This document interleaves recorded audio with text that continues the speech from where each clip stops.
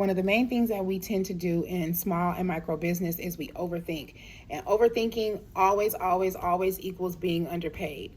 I need you to receive that, know that, understand that, and accept that. Overthinking always equals being underpaid.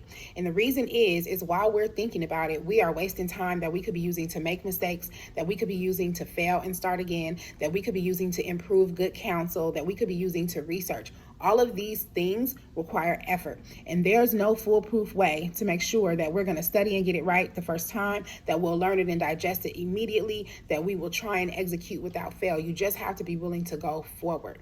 And I know that for a lot of you, the question is, well, how do I go forward if I need to have the discernment? I can't just be willy-nilly jumping and doing things because you're telling me to take chances. No. You're absolutely right. You shouldn't just take chances blindly, and you do need to have discernment. Here's the catch though.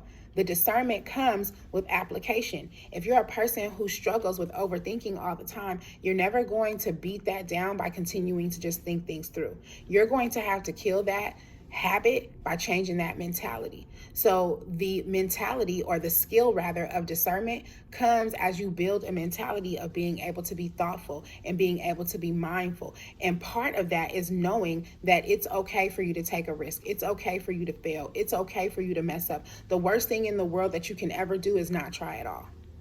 Especially in business, because when you don't try, you don't get better. When you don't try, you don't listen to what your client needs. When you don't try, you don't show up in the way you need to show up for the people who actually want to do business with you, and you waste time trying to force yourself upon people who don't care, don't want you, don't need you, don't know about you, or don't believe you.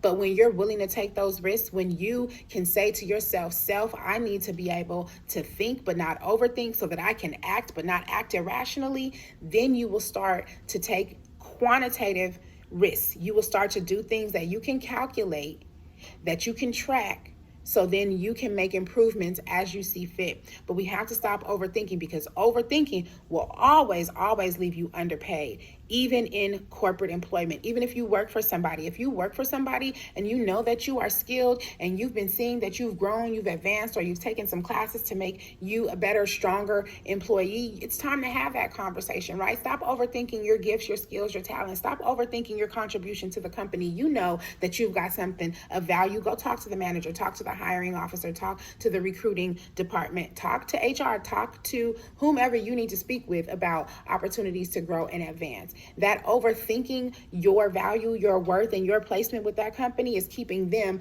able to pay you, honestly, whatever they want to pay you. And if you were to stop overthinking it for a second and act on it, you would either find that this is the place for you, or you need to find something else. But always, the increase in the budget will be after we stop overthinking and start taking action.